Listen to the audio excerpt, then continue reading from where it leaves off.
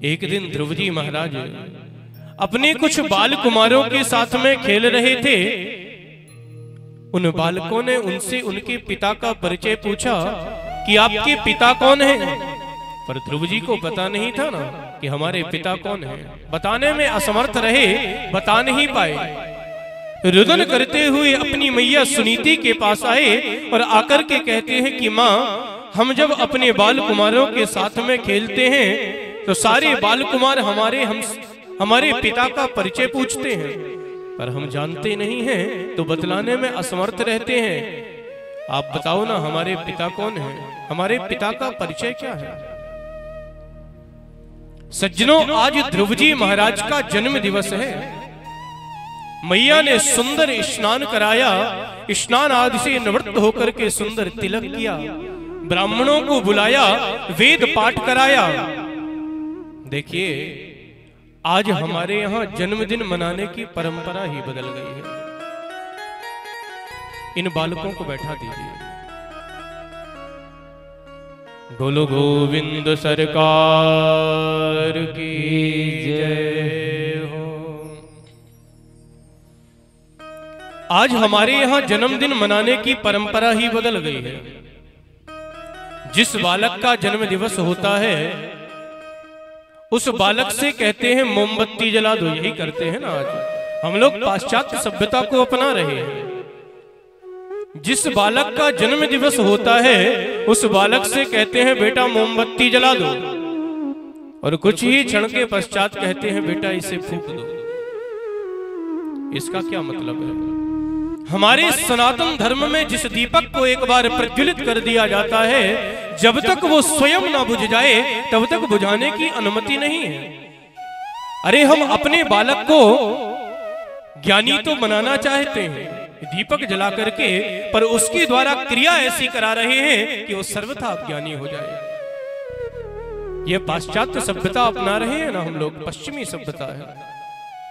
पूज्य गुरुदेव भगवान तो कहते हैं कि जो सूर्य जो है पूर्व से निकल करके पश्चिम में जाकर के प्रकाश देना बंद कर देता है, उस पाश्चात्य सभ्यता को अपना करके यदि हम अपने जीवन में प्रकाश पाना चाहें तो ये संभव नहीं है।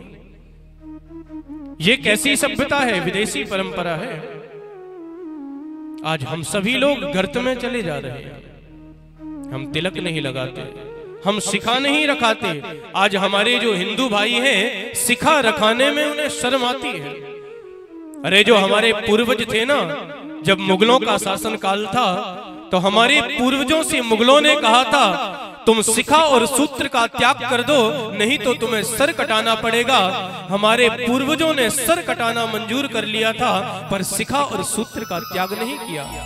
आज हम स्वयं शिखा और सूत्र का त्याग कर दिए। ये शिखर होता है हमारे शरीर का, और शिखरों में कौन विराजमान होती है? भगवती जगदम्बा का निवास होता है। पहाड़ों वाली माता कहते हैं ना, शेरों वाली। जब शिखा बंधन किया जाता है तो मंत्र पढ़ते हैं हम, चिद्रूपणे महामाये दिव्य तेज समन्विते तिष्ठ देव शिखा मध्य तेजो वृद्धिम कुरुष्व में। हे भगवती, आप हमारे शिखर पर, शिखा पर आकर के निवास करो और हमारे तेज की और बल की वृद्धि करो। हम लोग तिलक नहीं लगाते। आज तिलक लगाने में हमें शर्म आती है। अपन पाश्चात्य सभ्यता की ओर जा रहे हैं और वो अंग्रेज जो है हमारी सभ्यता अपना करके जीवन में खुशहाली पा रहे हैं। आप वृंदावन जाकर के देखो, गोखुर के बराबर दिव्य शिखा रखते हैं, मस्तक पर ऊर्ध्वपुंड लगाते हैं, कांच लगा करके धोती पहनते हैं, और पूरे परिक्रमा मार्ग में श्री कृष्ण गोविंद हरे मुरारी हे नाथ नारायण वासुदेव इस मंत्र का जाप करते हैं। ये कैसी सभ्यता है सज्जनों? मैं आपको बतलाऊं। एक बार विवेकानंद जी शिकागो गए। उन्हें बड़ी श्रद्धा जागृत हुई।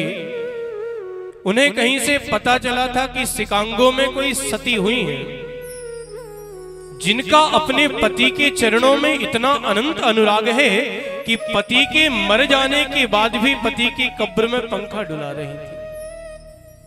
विवेकानंद जी को बड़ी श्रद्धा जागृत हुई। सिकांगो गए और जाकर के उस सती को प्रणाम किया और प्रणाम करते हुए कहते हैं, मैं उदारवादी देश भारत से आया हुआ हूं आपका दर्शन करने के लिए। आप जैसी सती का दर्शन हो गया, ये हमारे सौभाग्य की बात है। वो स्त्री कहती है, आपको पता वो स्त्री क्या कहती है? कहती है, बाबा ये सतीवती क्या होता है मैं नहीं जानती। विवेकानंद जी कहते हैं, अरे यही तो सतीत्व है ना, कि पति के चरणों में इतना अनंत अनुराग कि पति के रहते हुए तो प्रेम करती ही है, लेकिन पति के ना रह जाने के बाद भी आप उनकी कब्र में पंखा डुला रही हो, यही तो सतीत्व है। अरे हमारे उदारवादी देश भारत में सती हुआ करती हैं, इस पशु सभ्यता वाले देश में सती कहां से आ गई? इसलिए हम आपका दर्शन करने के लिए आए हैं। वो स्त्री कहती है, सतीवती क्या होता है मैं नहीं जानती। मेरा पति मुझसे अनंत अनुराग करता था, मुझसे प्रेम करता था, और उसने कहा था कि देवी यदि मेरी मृत्यु हो जाए ना तो तुम तब तक दूसरा पति वर्ण मत करना जब तक मेरी कब्र ना सूख जाए। इसलिए बाबा मैं पंखा लेकर के इस कब्र को सुखा रही हूँ। अरे ये निगोड़ी कब्र सूखती ही नहीं है, कभी ये सूखे और मैं जाकर के दूसरा पति वर्ण करूं। ये ऐसी सभ्यता है जो कब्र सूखने का भी इंतजार नहीं कर सकती। भला उस पाश्चात्य सभ्यता को अपना करके हम अपने जीवन में प्रकाश पा सकते हैं क्या? यदि जन्मदिन मनाना ही है, यदि आप लोग कथा श्रवण कर रहे हो, सनातन धर्म का अनुसरण करना चाहते हो, तो वैदिक रीति रिवाजों के साथ में जन्मदिन मनाना चाहिए। अरे दिव्य ब्राह्मणों को बुलाओ, वेद का पाठ कराओ। जब ब्राह्मण स्वस्ति वाचन करेंगे और वेद का पाठ करेंगे तो स्वतः ही उस बालक का मंगल हो जाएगा।